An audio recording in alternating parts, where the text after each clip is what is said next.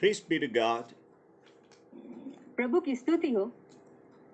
Today I'm glad that we could gather together through the electronic media.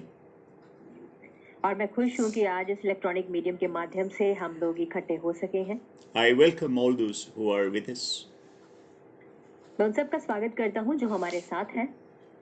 So there will be a prayer, at the end for healing. और इसके अंत में हम चंगाई के लिए प्रार्थना करेंगे। So now let's turn to chapter 11 of John's Gospel. Now a certain man was sick, Lazarus of Bethany, the village of Mary and her sister Martha.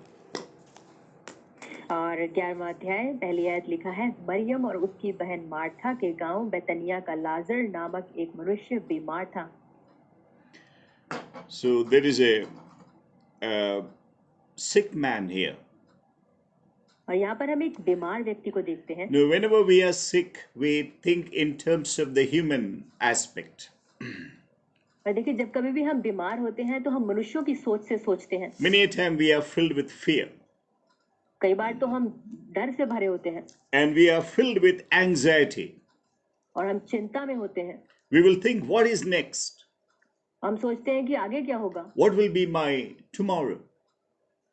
कल मेरा क्या होगा? So we, fill our mind and our heart with a lot of negativity, fear and frustration. नकारात्मकता और बहुत सारी चिंताओं से भर लेते हैं। But the word of God gives us hope even in the midst of sickness or even death. लेकिन परमेश्वर का वचन मृत्यु और ना उम्मीद के बीच में भी हमें आशा देता है। So as I was wondering, what I was to share today, the Lord in His grace led me to the story of Lazarus. और आज जब मैं सोच रहा था कि मैं कौन सा वचन बांटूंगा, तो परमेश्वर ने मुझसे लाजर की कहानी के बारे में बताया। So we know these three people, Lazarus, then Mary and her sister Martha. और हम जानते हैं कि लाजर और उसकी बहनें जो मरियम और मार्था थी। This family had an advantage. और इस परिवार के पास एक लाभ था। Do you know what is that? क्या आप जानते हैं वो क्या था? They were very close to the Lord Jesus Christ. कि वो प्रभु यीशु मसीह के बहुत करीबी थे। They loved the Lord so much. उन्होंने प्रभु से बहुत प्रेम किया। All the three of them loved the Lord very much. तीनों के तीनों ने बहुत प्रेम किया। And the beauty was that the Lord also loved them very much. और खूबसूरती ये थी कि प्रभु ने भी उनसे बहुत प्रेम किया। So we learn a lesson here. और यहाँ पर हमें एक सबक सीखने को मिलता You है। need to have a relationship with the Lord before an emergency strikes. कि आपका इससे पहले कि आपातकालीन स्थिति आए, परमेश्वर के साथ अच्छा संबंध होना जरूरी है। If you have a vital relationship with the Lord Jesus Christ, यदि आपका परमेश्वर के साथ अच्छा संबंध है, whatever be the future, the Lord is there. भविष्य कुछ भी हो, प्रभु वहां है। We need not fear. हमें डरने की जरूरत नहीं। It's very easy to be religious. देखिए, धार्मिक बन जाना बड़ा आसान है। Man loves traditions. जो मनुष्य है वो परंपराओं से प्रेम रखता है। Even religious traditions. और यहाँ तक कि धार्मिक परंपराओं से। The traditions, because they don't bind us. क्योंकि जो परंपराएं होती हैं वो हमें बांधती नहीं। If you want, you can do it. यदि आप चाहें ऐसा कर सकते हैं। If you neglect, you can also neglect it. लेकिन आप अनदेखा करते हैं तो आप अनदेखा करें। But that is not the same with God. लेकिन परमेश्वर के साथ ऐसा नहीं है। Man is not comfortable with God. मनुष्य परमेश्वर के साथ आरामदायक महसूस नहीं करता। But he is very happy with religion. लेकिन वो धर्म के साथ बड़ा अच्छा महसूस Because करता the है। religion has no accountability. क्योंकि धर्म में कोई भी जिम्मेदारी नहीं होती। But when you get closer to God, लेकिन जब आप परमेश्वर के नजदीक आते हैं, you will have to be careful about your every step that you take. तो आपको अपने उठाए जाने वाले हर एक कदम पर ध्यान देना है। Even your thoughts and aspirations will have to be careful. यहाँ तक कि आपकी सोच और आपकी चाहतों का भी आपने ध्यान रखना है, because we are accountable to a holy God. क्योंकि हम उस पवित्र परमेश्वर के प्रति जिम्मेदार हैं। So, mankind in general, they are not happy with God, और देखिए, सामान्य रूप से देखें तो मनुष्य परमेश्वर के साथ खुश नहीं है, but they are very happy with religion. लेकिन धर्म के साथ वे बड़े खुश हैं। And now let's move on. And verse 2, and it was Mary who anointed the Lord with ointment and wiped his feet with her hair, whose brother Lazarus was sick. और दूसरी आयत लिखा है, यह वही मरियम थी जिसने प्रभु पर इत्र डालकर उसके पांव को अपने बालों से पोंछा था, इसी का भाई लाजर बीमार था। Now, what a great, glorious verse is this! और देखिए कितनी महिमामय आयत यह है।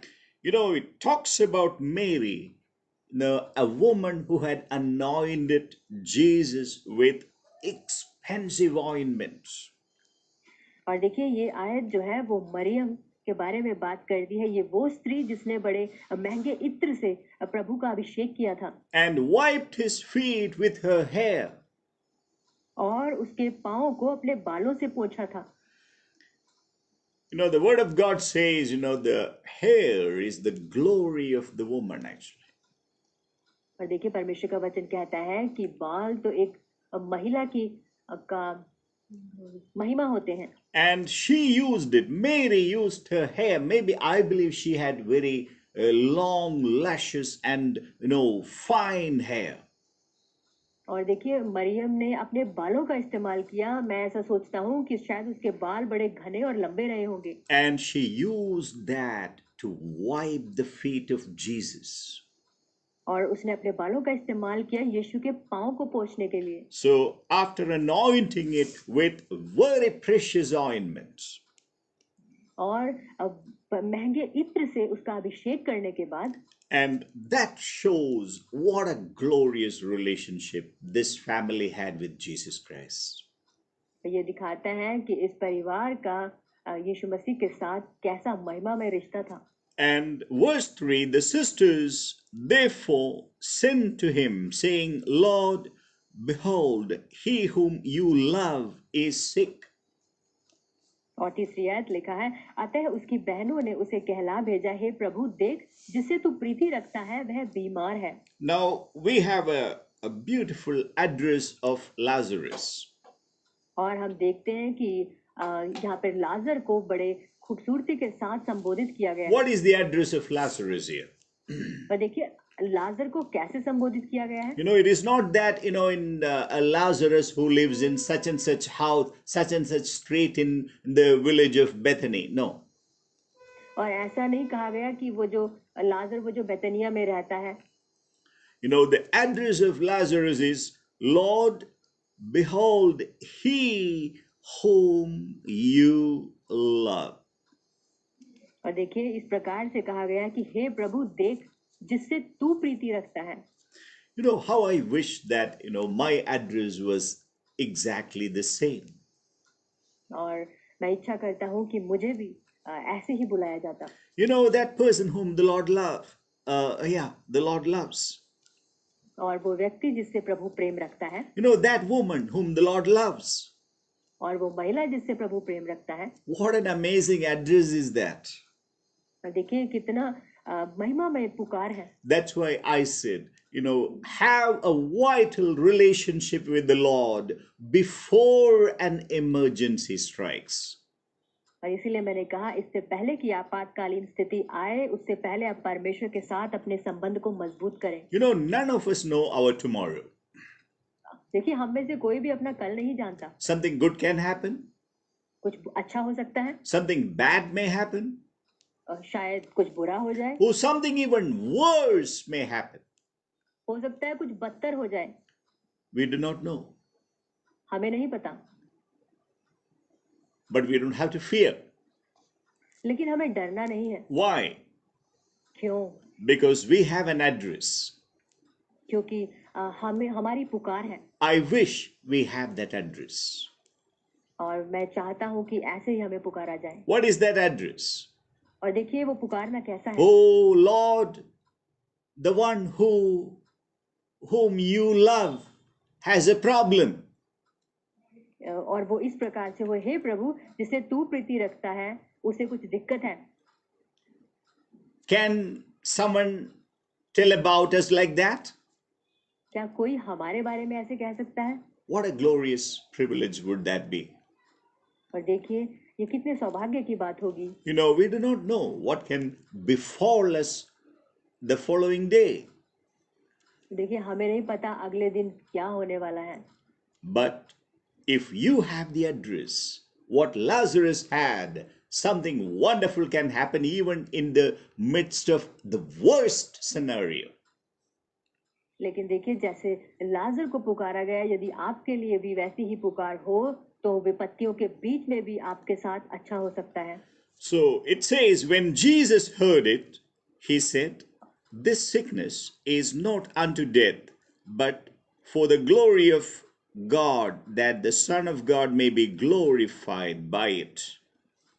चौथी आयत लिखा है, यह सुनकर यीशु ने कहा, यह बीमारी मृत्यु की नहीं परंतु परमेश्वर की महिमा के लिए है कि उसके द्वारा परमेश्वर के पुत्र की महिमा हो।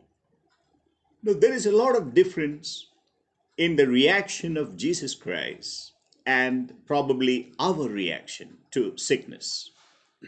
और देखिए जिस तरीके से हम अपनी बीमारी से व्यवहार करते हैं उसमें बहुत अंतर है उस बजाय उसके कि जैसा यीशु इस बीमारी के प्रति उत्तर देता है। See, when somebody is sick, देखिए यदि कोई बीमार है we forget everything. हम सब कुछ भूल जाते हैं। Oh, we think, oh, now we have come to the most desperate moment. और देखिए हम ऐसे सोचते हैं कि हम तो बड़े निराशा के चरण में आ चुके हैं। Depending upon the seriousness or the trouble of our situation, of the sickness. और बीमारी के उस गंभीरता को देखते हुए You know, we come to the human point and we get worried about it. और हम मनुष्य तरीके से सोचने लगते हैं और चिंता करते हैं। But I want to say that you don't have to worry about it. लेकिन मैं आपको कहना चाहता हूँ कि आपको इसकी चिंता करने की जरूरत नहीं। We can also react like the Lord Jesus Christ. हम भी यीशु मसीह की तरह व्यवहार कर सकते हैं। When Jesus heard that Lazarus was sick, और देखिए जब यीशु ने सुना कि लाजर बीमार है, Jesus did not just listen to the news with his physical ears. यीशु मसीह ने उस समाचार को सिर्फ अपने कानों से नहीं सुना, He heard from the Father उसने उसे पिता से सुन लिया something different. और उसने कुछ अलग सुना। You know, Jesus always talks to the Father first. देखिए सबसे पहले यीशु मसीह पिता से ही बात करता था। Before doing any miracle or before doing any healing or anything, he first consults his Father. और इससे पहले कि वो किसी को चंगाई दे या किसी को चंगा करे, और वो सबसे पहले पिता की सलाह लेता था। So the Father said, you know, something different. और देखिए पिता कुछ अलग कहता है You know, you don't have to worry. कि तुझे चिंता नहीं करनी, This sickness is not unto death, और ये जो बीमारी है ये मृत्यु की नहीं है but for the glory of God, परंतु परमेश्वर की महिमा के लिए है, that the Son of God may be glorified by it.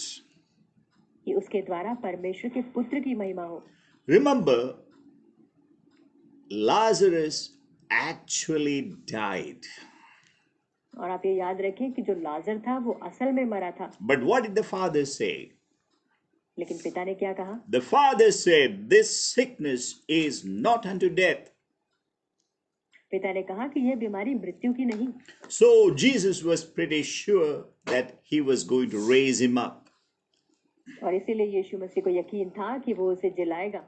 And this was to glorify the name of God in a peculiar way. और ये बड़े अद्भुत तरीके से यीशु प्रभु के नाम को महिमा देने के लिए था, That the Son of God may be glorified by it. ताकि इसके द्वारा परमेश्वर के पुत्र की महिमा हो। So there was a double fold glory.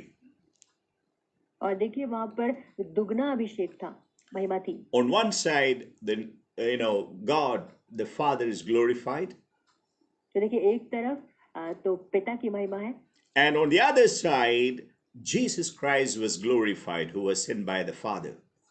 और दूसरी तरफ यीशु मसीह जो पिता के द्वारा भेजा गया है उसकी महिमा थी। So I believe we need to hear from God.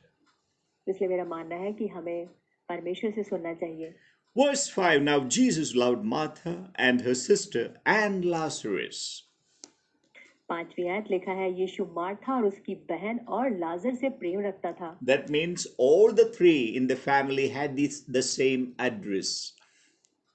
इसका मतलब है तीनों के तीनों की एक जैसी पुकार थी। What a glorious privilege was that.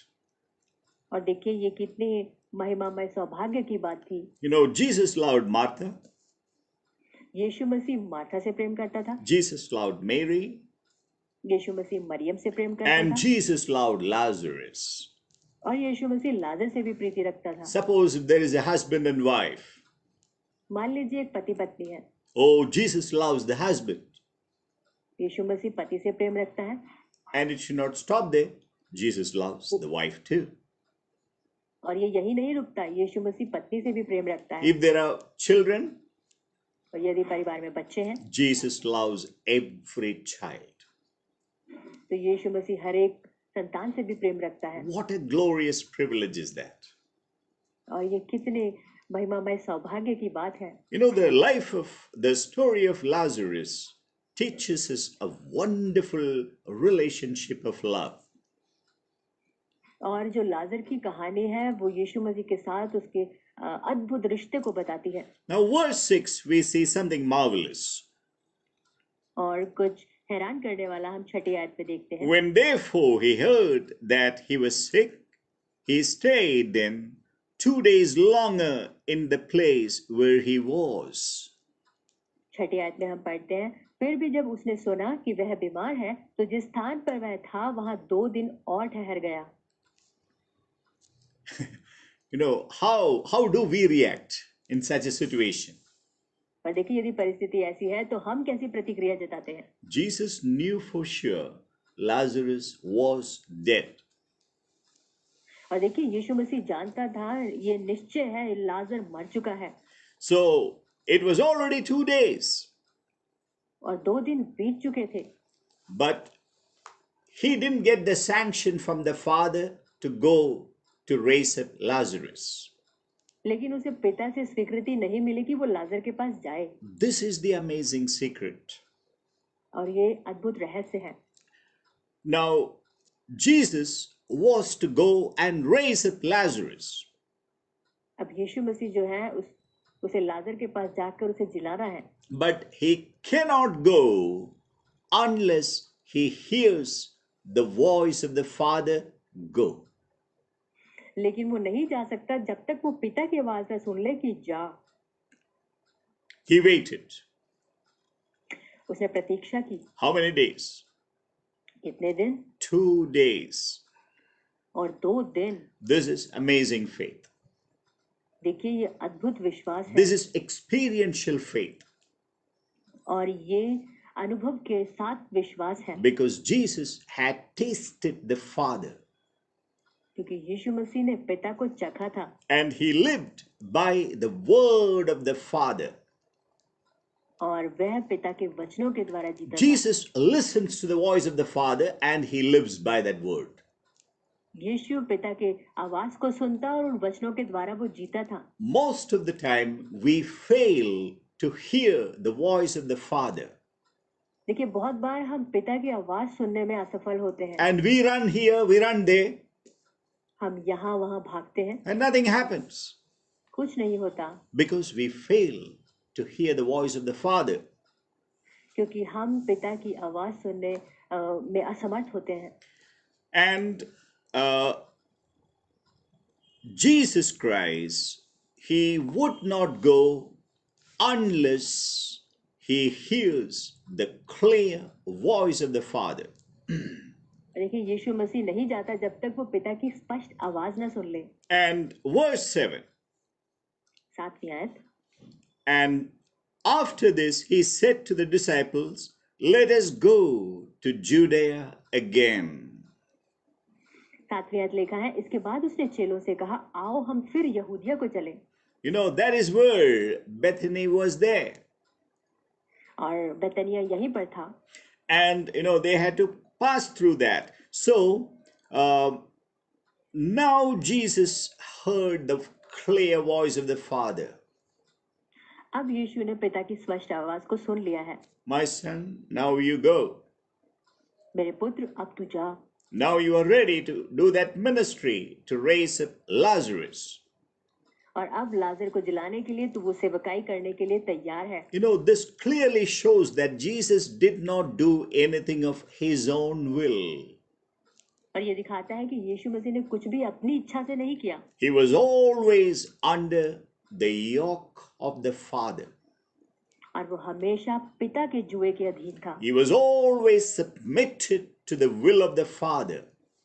वो हमेशा पिता की इच्छा पर निर्भर करता था। That's why when the Lord taught us to pray, इसलिए जब प्रभु ने हमें प्रार्थना करना the सिखाया, first thing he taught, our Father in heaven.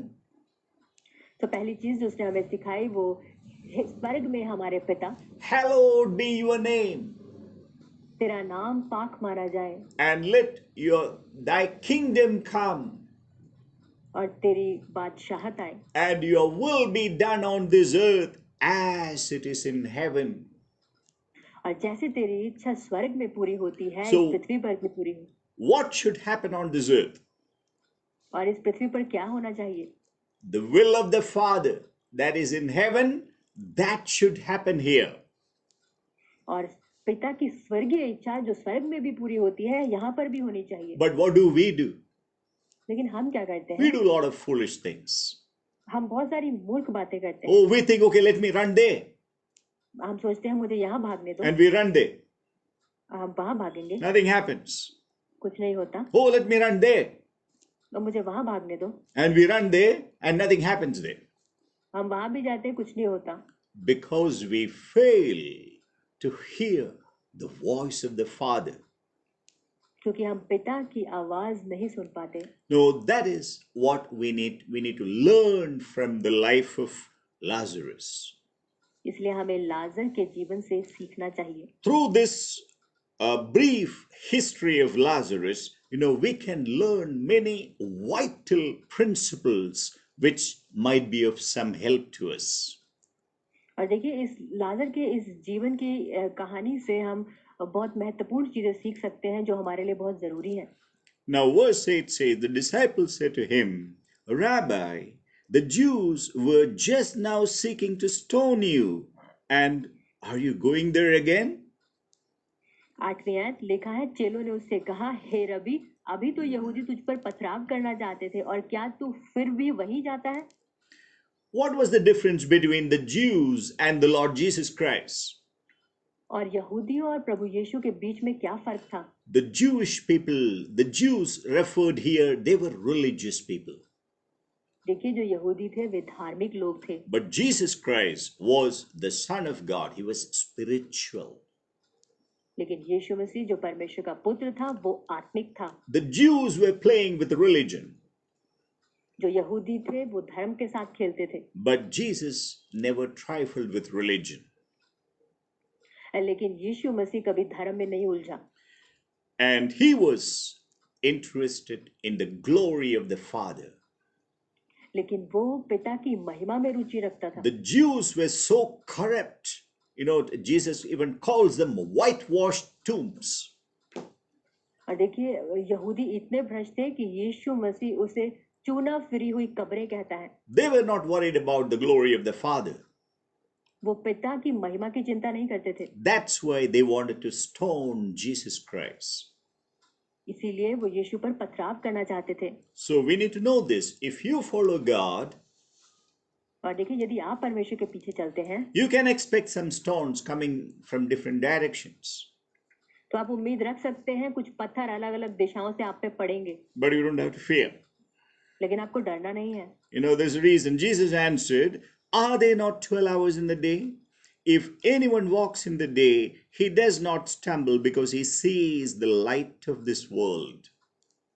और 9वीं आयत लिखा है, यीशु ने उत्तर दिया, क्या दिन के 12 घंटे नहीं होते? यदि कोई दिन में चले तो ठोकर नहीं खाता, क्योंकि इस जगत का उजाला देखता है। What is the meaning of walking in the day? और क्या अर्थ है दिन में चलने का? day stands for God and His will. जो दिन है वो परमेश्वर और उसकी इच्छा को बताता है Walking in the day means walking in the will of God. और दिन के समय में चलना मतलब परमेश्वर की इच्छा में होकर चलना And the Lord says, if you walk in the day, He does not stumble. और देखिए प्रभु कहता है कि यदि तुम दिन में चलो तो ठोकर नहीं खाओगे Because He sees the light of this world. क्योंकि वो इस जगत के उजाले को देखता है You know, who is the light of the world? और इस जगत का उजाला कौन है The Lord Jesus Christ. Prabhu Yeshu Masih There is also another light in the Holy Bible.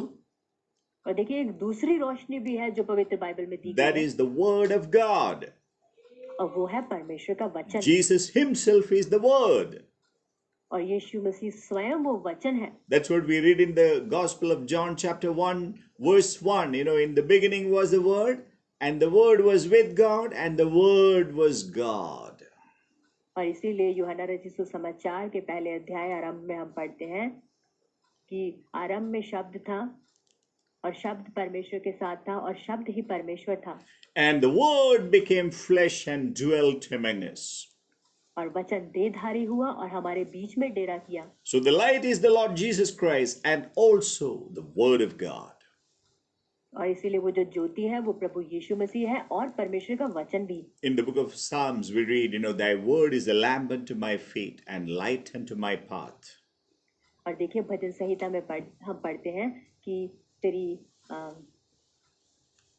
Thy Word is a lamp unto my feet and light unto my path.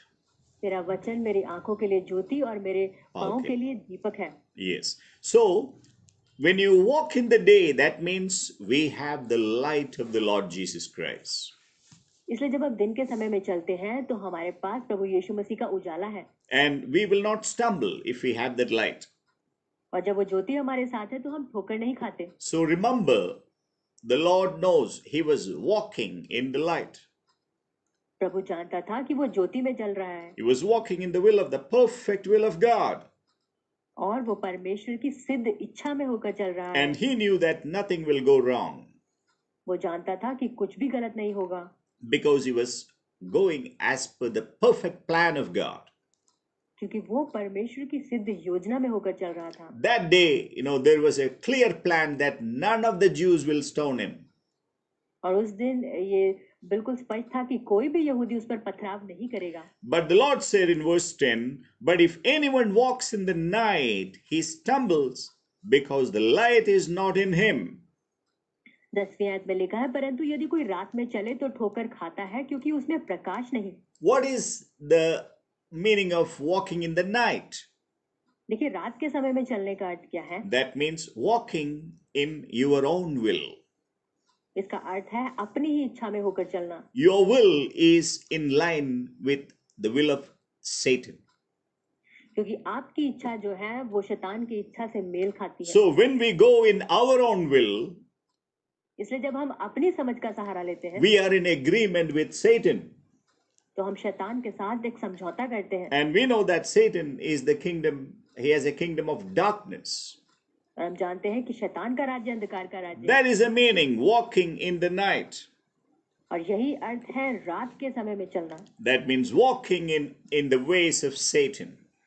इसका अर्थ है शैतान के रस्तों में चलना That's why Jesus said, if one blind man guides another blind, both of them will fall into the ditch, and that ditch is the hell fire. और देखिए इसलिए प्रभु ने कहा यदि एक अंधा दूसरे अंधे का मार्गदर्शन करे तो दोनों गड्ढे में गिरते हैं और वो जो गड्ढा है वो अधोलोक है You know, in the religious world, there are many blind men. और इस धार्मिक संसार में बहुत सारे अंधे लोग हैं Actually, they are supposed to lead others. और देखिए चाहिए कि वो दूसरों को रास्ता दिखाते हैं But they themselves are blind. लेकिन वो तो खुद अंधे हैं But people are flocking around them. और लोग उनके आसपास झुंड बनाए रहते So हैं in the process, what they do, you know, they take hold of those guides, blind guides, and they follow them actually blindly, and all of them fall into the ditch, the hell fire. और लोग उन अंधे अगुओं के पीछे होकर चलते हैं और वो सब के सब एक गड्ढे में गिर जाते हैं Okay, verse 11. This he said, and after that he said to them, our friend Lazarus has fallen asleep, but I go that I may awaken him out of sleep. 11वीं आयत लिखा है, उसने ये बातें कही और इसके बाद उनसे कहने लगा, हमारा मित्र लाजर सो गया है, परंतु मैं उसे जगाने जाता हूँ। So that means we understand a vital principle here. और देखिए, एक महत्वपूर्ण सिद्धांत हम यहाँ समझते हैं। Death has nothing frightening for a believer in the Lord Jesus Christ. प्रभु यीशु मसीह में विश्वास करने वाले विश्वासियों के लिए मृत्यु का कोई डर नहीं है। Those who are friends of Jesus, they don't have to fear death. जो यीशु मसीह के मित्र हैं, उन्हें मृत्यु से डरने की जरूरत नहीं। And what we see here is death is like sleep. और देखिए, मृत्यु उनके लिए ऐसी है जैसे सो जाना। You know, the word of God says, when at the last trumpet, when Jesus comes back, परमेश्वर का वचन कहता है, आखिरी तुरही फूंकते ही जब यीशु वापस आएगा, it says the saints who have slept will rise. और देखिए, लिखा है कि वो संत जो सोए हुए हैं वो खड़े हो जाएंगे। And those who have slept in the Lord. और लिखा है, वे जो प्रभु में सोए हैं। So that means the death is like a sleep. इसका मतलब है कि मृत्यु उनके लिए सोने के समान है। We don't have to fear. हमें चिंता करने की जरूरत नहीं। And death is like a way in which we get into a rest. देखिए, मृत्यु उनके लिए ऐसी है जैसे वो विश्राम में प्रवेश कर गए। So that at the end of it, God will wake us up, when Jesus Christ returns. और अंत में जब यीशु मसीह वापस आता है तो वो उन्हें जगाएगा। This is a glorious truth we learned here. तो देखिए, ये महिमामय सच्चाई जो हम यहाँ सीखते हैं। Now verse 12, the disciples therefore said to him, Lord, if he has fallen asleep, he will recover. 12वीं आयत लिखा है, तब चेलों ने उससे कहा, हे प्रभु, यदि वह सो गया है तो स्वस्थ हो जाएगा। See, this shows how careless we are, or how ignorant we are to spiritual realities. और ये दिखाता है कि आत्मिक सच्चाइयों के प्रति हम कितने बेपरवाह हैं, उन्हें अनदेखा करते हैं। The Lord says, my words are spirit and life. प्रभु कहता है कि मेरे वचन आत्मा और प्राण है। If anyone believes in the Lord Jesus Christ, his spirit will be made alive. यदि कोई भी व्यक्ति यीशु मसीह में विश्वास करता है तो उसकी आत्मा जीवन पाती है। But people did not understand the spiritual meaning of the words of Jesus. लेकिन लोग यीशु मसीह के उन आत्मिक शब्दों का अर्थ नहीं समझ सके। So it's important for us to know the meaning of the Lord Jesus and his words. तो इसलिए हमें प्रभु के वचनों का आत्मिक अर्थ समझना जरूरी है। Verse 13 he explains, now Jesus had spoken of his death, but they thought that he was speaking of literal sleep. 13वीं आयत लिखा है, यीशु ने तो उसकी मृत्यु के विषय में कहा था, परंतु वे समझे कि उसने नींद से सो जाने के विषय में कहा। So Jesus knew very well that Lazarus had died. यीशु मसीह बड़े अच्छे से जानता था कि लाजर मर चुका है। Verse 14 he explains very clearly, then Jesus said, therefore Lazarus is dead. 14वीं आयत, तब यीशु ने उनसे साफ साफ कह दिया, लाजर मर गया है। And verse 15, and I am glad for your sakes that I was not there, so that you may believe. Let us go to him. 15वीं आयत, और मैं तुम्हारे कारण आनंदित हूं कि मैं वहां न था, जिससे तुम विश्वास करो, परंतु अब आओ हम उसके पास चलें। Now here there is a great lesson for us to learn. यहाँ पे हमारे लिए एक बहुत महत्वपूर्ण सबक है सीखने के लिए। The sickness of Lazarus was not something that accidentally happened. कि जो लाजर की बीमारी थी वो अचानक से नहीं घटी। For a child of God, there is nothing accidental in his or her life. और देखिए, परमेश्वर की संतान के जीवन में कुछ भी चीज एकदम से नहीं होती। Everything has been appointed for the child of God. और परमेश्वर की संतान के लिए हर चीज पहले से नियुक्त की गई है। We know that we have been predestined to be conformed to the image of Jesus Christ. आप जानते हैं कि यीशु मसीह के स्वरूप में ढाले जाने के लिए हम पहले से ठहराए गए हैं। You know, our first day, God has seen our last day. और देखिए पहले ही दिन परमेश्वर ने हमारा आखिरी दिन देख लिया। If God knows everything concerning us, then we are absolutely safe and sound in the will of God. और देखिए यदि परमेश्वर ने ये सब कुछ पहले से देखा है तो हम परमेश्वर की इच्छा में बिल्कुल सुरक्षित हैं। We should never fear. हम कभी ना डरें। You know, Satan brings fear. देखिए शैतान भय लेकर आता है। Satan controlled mind brings fear. और शैतान हमारे मनों को जकड़कर भय लेकर आता है। But if you are a friend of Jesus, you know, then you can overcome fear. लेकिन यदि आप यीशु के मित्र हैं तो आप उस भय पर जयवंत हो सकते हैं। Today we know that, you know, there is a sickness called corona virus attack, and you know, the whole world seems to be frightened about it. और आप जानते हैं कि एक बीमारी जो कोरोना फैली हुई है और पूरी दुनिया उससे डरी हुई है। But I want to say that we need not fear corona. लेकिन मैं कहूंगा कि हमें कोरोना से डरने की जरूरत नहीं है। Or for that matter, any sickness, we don't have to fear. और यदि कोई भी बीमारी हो हमें उससे नहीं डरना।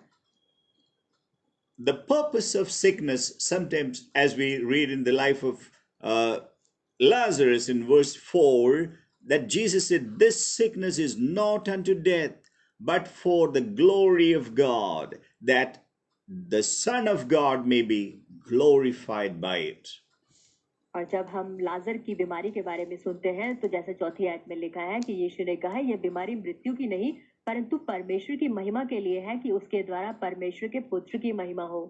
God engineers some sickness in the life of a person so that God's name may be glorified. और परमेश्वर अपने संतानों के जीवन में कई बार ऐसी बीमारियों को लेकर आता है ताकि उसको परमेश्वर के नाम को महिमा मिल सके। Because God has a plan to heal that person.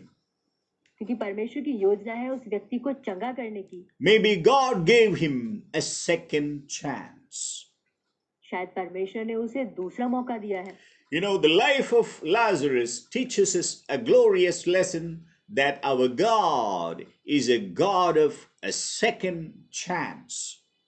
और देखिए लाजर की जो कहानी है वो हमें सिखाती है कि हमारा परमेश्वर दूसरा मौका देने वाला परमेश्वर है। God waits, परमेश्वर प्रतीक्षा करता है, hoping that we might repent ये उम्मीद रखते हुए कि हम मन फिरा लें and come back to Him. और उसके पास वापस आए। But many a time we do not want to repent. लेकिन बहुत बार हम नहीं मन फिराना चाहते। But the word of God says to the wicked, if you do not repent, then I will sharpen my sword. लेकिन परमेश्वर कहता है कि यदि तू अपना मन ना फिराए तो मैं अपनी तलवार को धार दूंगा। Why does God sharpen his sword? क्यों परमेश्वर अपनी तलवार को धार देता है? Is he angry? क्या वो क्रोधित है? No. नहीं। That is the mark of his love for that person. और देखिए यही चिन्ह है उस व्यक्ति के प्रति परमेश्वर के प्रेम का। Because there is no other way left for God rather than using that sword, the judgment. Maybe it may be a sickness or whatever, so that at least he might get one more chance to repent. क्योंकि अब परमेश्वर के पास कोई और मौका नहीं बचा कि उस व्यक्ति को मौका दे मन फिराने का, इसीलिए वो न्याय उस पर लेकर आता है ताकि वो व्यक्ति अब अपना मन फिरा ले। So it's important for a person, when God deals in our lives, we should humble ourselves and we should repent of our sins. और इसीलिए जब परमेश्वर हमारे साथ बात करे तो बेहतर है कि हम अपने गुनाहों से पश्चाताप करें और अपने आप को उसके सम्मुख दीन करें। All of us need to repent. और हम सबको मन फिराने की जरूरत है। None of us are perfect. हम में से कोई भी सिद्ध नहीं। You know, God many a time, humbles us. When you fall into a silly situation, and you lose your cool and get angry or whatever it is, that God brings it so that at least we may understand our helplessness and turn to God. और देखिए परमेश्वर हमें ऐसी स्थिति में लेकर आता है ताकि हम अपने आप को दीन करें और इन मूर्खता की बातों में ना फंसे। I don't have to be, so much filled with ego so that, like I will refuse to repent. और मुझे इतनी ईर्ष्या से नहीं भरे होना कि मैं मन फिराने से इनकार कर दूं। All that I need to do is repent, जो मुझे करना है वो सिर्फ ये कि मैं मन फिराऊं, humble before God, परमेश्वर के सम्मुख दीन बनूं and turn to God. और परमेश्वर की ओर फिरूं। And we should confess, Lord, I'm really sorry. और हम कह सकते हैं परमेश्वर मैं क्षमा मांगता हूँ, I went away from you, Lord. मैं तुझसे दूर चला गया। Forgive me, Lord, I have, offended your heart. मुझे माफ करें, मैंने आपके हृदय को दुखाया है। And help me that I may come back and I may live in the counsels of the Lord. और आप मेरी सहायता करें कि मैं वापस आऊं और परमेश्वर के हुक्म में होके चलूं। So, verse 17. 17वीं आयत। So when Jesus came, he found that he had already been in the tomb 4 days. और यहाँ पर लिखा है वहां पहुंचने पर यीशु को यह मालूम हुआ कि लाजर को कब्र में रखे 4 दिन हो चुके हैं। Now, there was a reason why Father made Jesus wait for 4 days. और देखिए एक कारण था कि क्यों पिता ने यीशु मसीह से 4 दिन प्रतीक्षा करवाई। Because in the Jewish traditions, they used to think that once a man dies, his soul might be around his home for about 3 days. क्योंकि यहूदियों में एक परंपरा है जिसके हिसाब से वो ये विश्वास करते हैं कि यदि कोई यहूदी इंसान मर जाता है तो उसकी जो आत्मा है वो 3 दिन तक उसके घर के आसपास मंडराती है। So they think that, up to 3 days, there is a chance for him to come back. और इसलिए उनका ये मानना है कि एक कहीं मौका है कि शायद वो व्यक्ति फिर से 3 दिन के बाद जिंदा हो जाए। So the father wanted to make sure that, look, I am going to perform an absolutely clear miracle. और पिता इस बात को स्पष्ट करना चाहता था कि मैं एक स्पष्ट चमत्कार करूंगा। So there was, already 4 days completed. 4 दिन पहले से पूरे हो चुके थे। And there was a wonderful proof now what was going to happen. और एक बड़ा खूबसूरत सबूत था कि अब क्या होने जा रहा है। Now many Jews were there. बहुत सारे यहूदी वहां थे। And we see Martha and Mary also coming and meeting Jesus.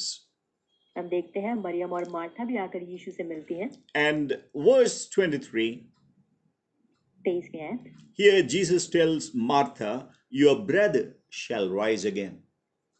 और देखिए यहाँ पर यीशु मार्था से कहता है कि तेरा भाई फिर से जी उठेगा। Okay, now what Martha understood was different.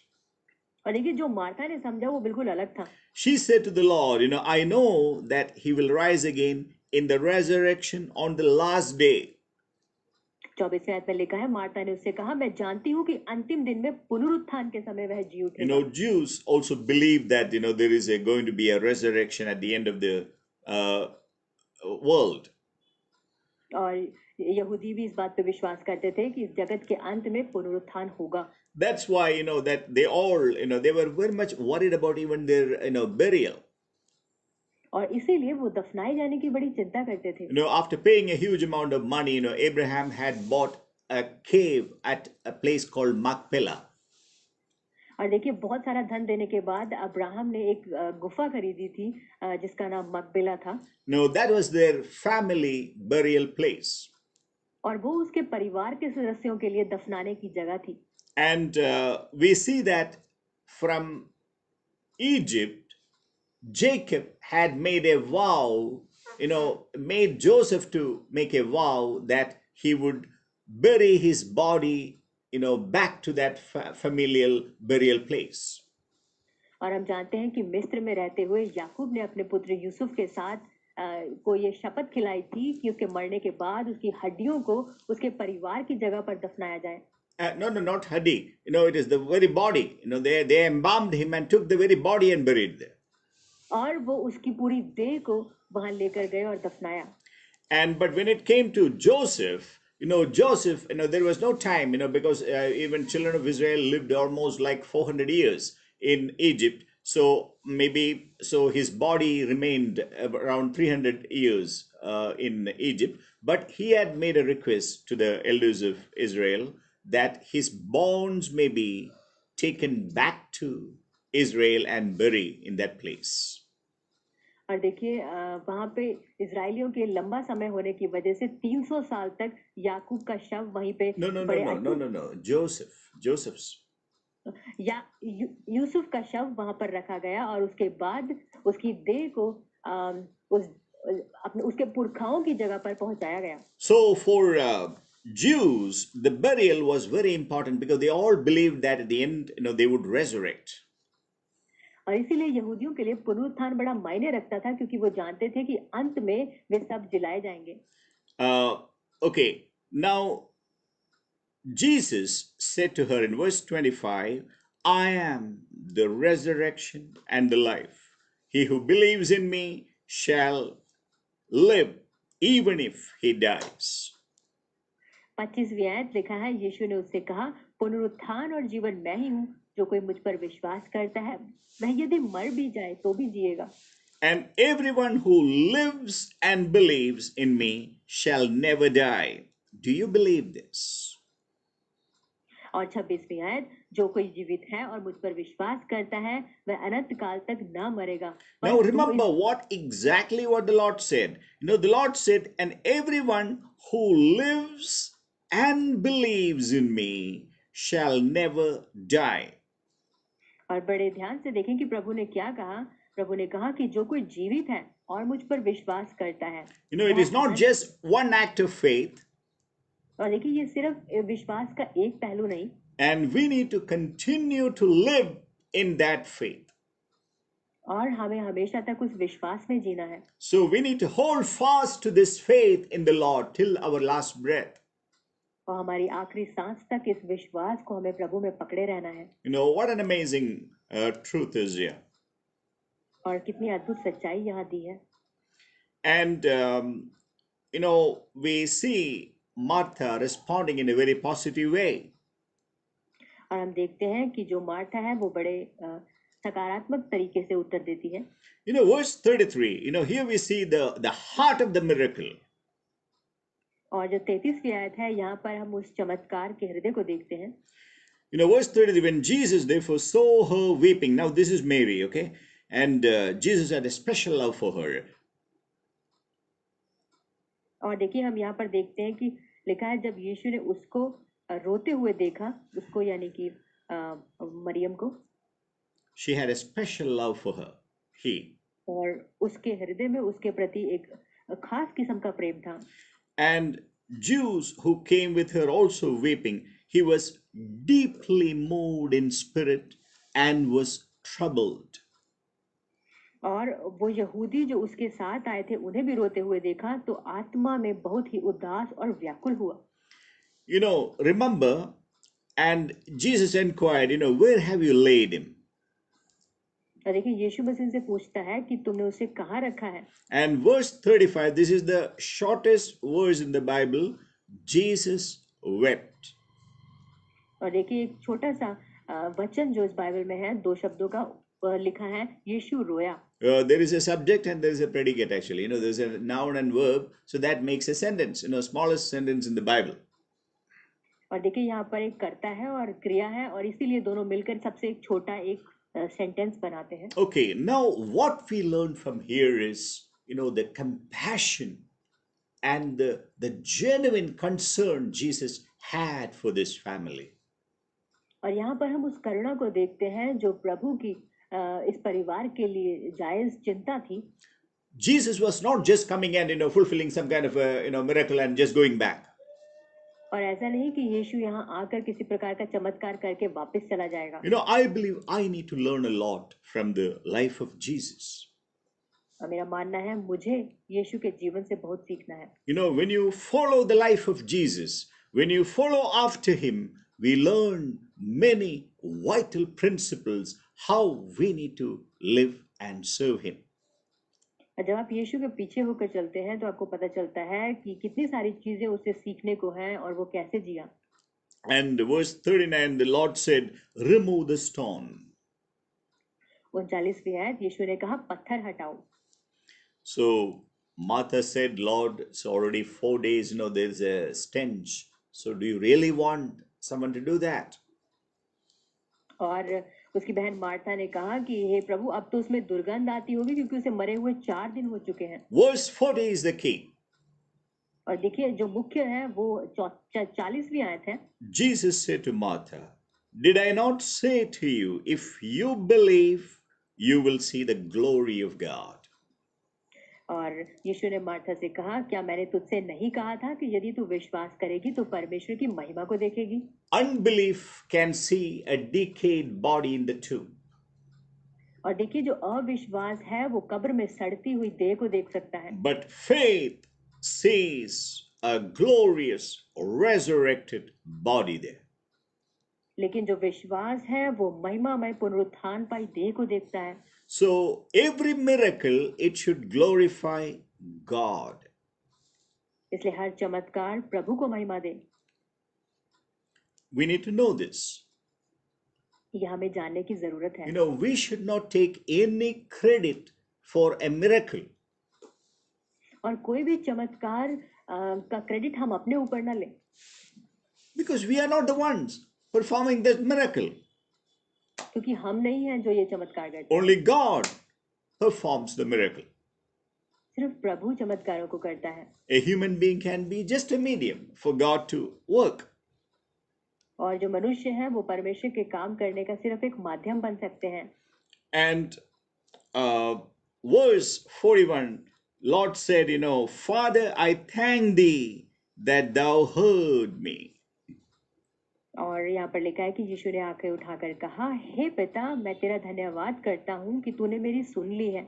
And verse 42, and I knew that thou hearest me always, but because of the people standing around, I said it, that they may believe that thou didst send me. 42वीं आयत लिखा है, मैं जानता था कि तू सदा मेरी सुनता है, परंतु जो भीड़ आसपास खड़ी थी उनके कारण मैंने यह कहा, जिससे कि वे विश्वास करें कि तूने मुझे भेजा है। So the prayer of Jesus was talking with the Father. और जो यीशु की प्रार्थना थी वो थी पिता के साथ बातचीत करना। It was a conversation. और ये उनकी बीच की वार्ता थी। When Jesus speaks, जब यीशु मसीह बोलता है, Father hears. पिता सुनता है। And when Father speaks, और जब पिता बोलता है, Jesus hears. तो यीशु सुनता है। Why does that not happen with us? और ये हमारे साथ क्यों नहीं होता? We need to know that, see, because of the impact of sin, we lost that glory. और देखिए पाप के प्रभाव की वजह से हमने वो महिमा खो दी है। Romans 3:23 we read that all have sinned and come short of the glory of God. और हम रोमियो 3:23 में पढ़ते हैं कि हम सब ने पाप किया और हम सब परमेश्वर की महिमा से रहित हैं। But Jesus Christ was without any sin. लेकिन यीशु मसीह पाप के बिना था। Always there was an open heaven before him, above him. उसके ऊपर हमेशा खुला हुआ स्वर्ग था। So he could always communicate with the Father openly. इसलिए वो पिता के साथ खुले में बातचीत कर सकता था। He could hear the voice of the Father every time. वो हर समय पिता की आवाज को सुन सकता था। But that is not the case with us. लेकिन ये चीज हमारे साथ नहीं है। If that is to happen, और यदि ऐसा होना है, we need to walk very, very carefully. तो हमें बड़े सावधानी से चलना है। We need to honor the Father. हमें पिता का सम्मान करना है। We need to be resting in him. और हम उसमें विश्राम करें। We should not be running here and running there, according to our own ideas. अपने विचारों के हिसाब से हम यहाँ वहाँ ना दौड़ें। We should be completely given over to his will. और हम पूरी तरह से उसकी इच्छा पे चलें। Slowly and slowly we should increasingly become like Jesus. और धीरे धीरे हम यीशु के समान बनते जाएं। So like Apostle Paul says, it is no longer I but Christ lives in me.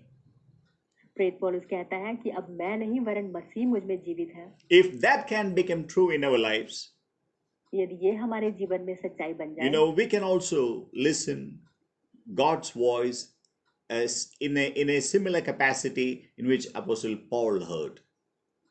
तो हम भी बिल्कुल वैसे ही पिता की आवाज को सुन सकते हैं जैसे प्रेरित पौलुस ने सुनी। Because we see him, we see God speaking to him very clearly. हम देखते हैं परमेश्वर बड़ी स्पष्टता के साथ उससे बात करता है। So may the Lord bless us and encourage us. परमेश्वर हमें आशीष दे और हमें प्रोत्साहित करे। We heard that Jesus loved Martha, Mary, and Lazarus. हमने पढ़ा कि यीशु मार्था, मरियम और लाजर से प्रेम रखता था। I want to say that we should learn this love. और मैं कहूँगा कि हम ये प्रेम सीखें। It was not a fleshly love.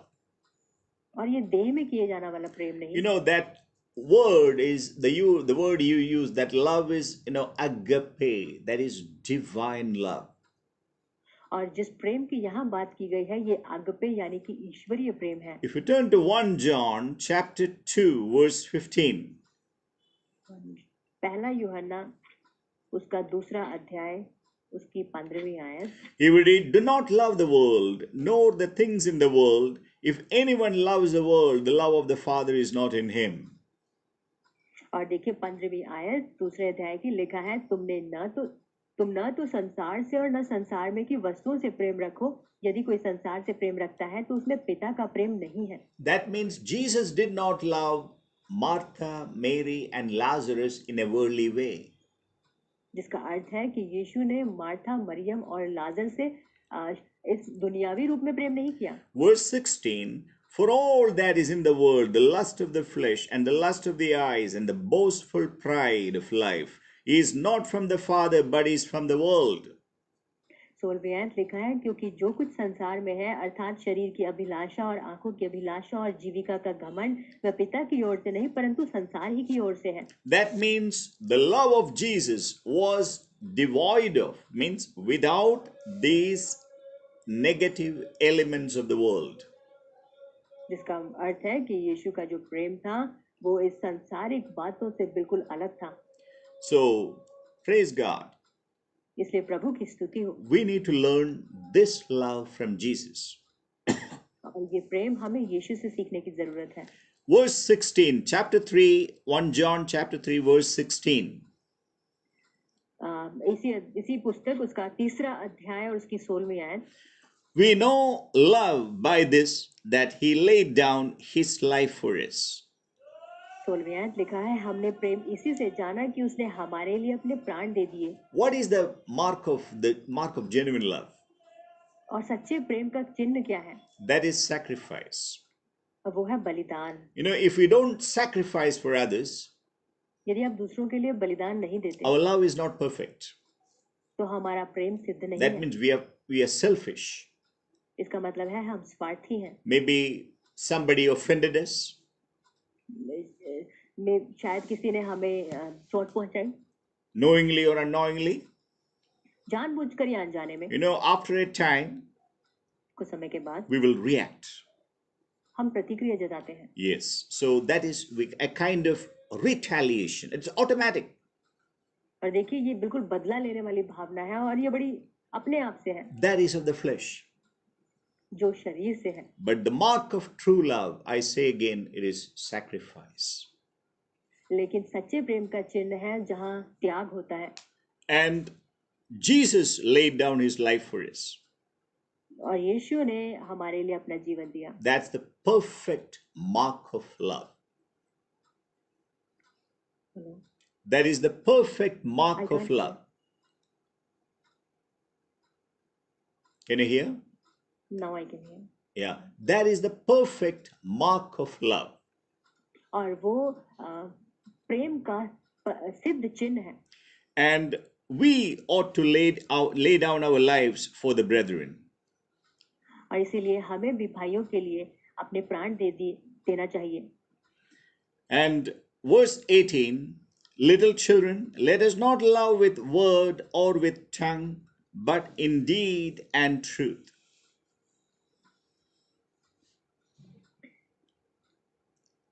Could you hear? Yes, can you say that verse again? Yeah. Verse 18, little children, let us not love with word or with tongue, but in deed and truth. 18वीं आयत, हे बाल को हम वचन और जीभ ही से नहीं पर काम और सत्य के द्वारा भी प्रेम करें. So this is what we learn from the life of Jesus. और यही है जो हम यीशु के जीवन से सीखते हैं. The story of Lazarus was really exciting. और देखिए लाजर की जो कहानी थी वो बड़ी रोमांचित करने वाली We थी. learned many vital principles from this. और यहाँ से हम बहुत महत्वपूर्ण सिद्धांतों को सीखते हैं. The important truth is that we need to be like Jesus. और जो सबसे महत्वपूर्ण सच्चाई है वो ये कि हम यीशु के समान बने. Learn how Jesus behaved in this life and death situation. इस जीवन और मृत्यु जैसी परिस्थिति में यीशु मसीह ने कैसे व्यवहार किया हम ये सीखें. You know, had you been in the place of Jesus, in the place of Jesus, probably the very next second we would have run to Bethany. और देखिए यदि हम यीशु की जगह होते तो हो सकता है अगले ही क्षण में हम बेतनिया भाग चुके होते. And that too, you know, with the great fear and uncertainty and all kind of things. और वो भी डर और अनिश्चितता के साथ. We would have most likely gone to attend his funeral. और हम उसकी फ्यूनरल का हिस्सा होने जाते. But how different Jesus was. लेकिन यीशु मसीह कितना अलग था. What made the difference? और कौन सी चीज है जो फर्क डालती है. I tell you, he was a man who heard from the Father. और देखिए ये वो चीज है वो व्यक्ति था जिसने पिता से सुना. Because we should know that Jesus Christ is 100% man. और हम ये जाने कि यीशु मसीह 100% मनुष्य है. As he is 100% God. पर बिल्कुल वैसे ही वो 100% परमेश्वर भी है. But as a man, he perfectly heard the voice of the Father. लेकिन एक मनुष्य होते हुए उसने पिता की आवाज को बड़े सही से सुना. That's why he was different from us. और इसीलिए वो हमसे अलग था. And we also heard one vital principle that before an emergency strikes, let's be friends with Jesus Christ. और हमने सुना कि इससे पहले आपातकालीन स्थिति आए हम उस यीशु के मित्र बने. And even if a bad situation or something evil strikes us, और यदि कोई बुरी स्थिति से भी हमारा सामना हो we can still come back to God. हम फिर परमेश्वर के पास वापस आ सकते हैं. Maybe God is reminding us to repent and turn back to him. शायद परमेश्वर हमें ये याद करवा रहा है कि हम मन फिराएं और प्रभु के पास वापस आएं. So let's strengthen our heart. इसलिए हम अपने हृदय को मजबूत करें. Let the name of the Lord be glorified. प्रभु के नाम को महिमा May दें. the Lord grant us a spirit of repentance परमेश्वर हमें मन फिराने वाला आत्मा दे so that we can humble ourselves and turn back to him. ताकि हम अपने आप को दीन बनाएं और वापस फिरें. May his name be glorified. उसके नाम को महिमा मिले. May the Lord bless you. और परमेश्वर आपको आशीष दे.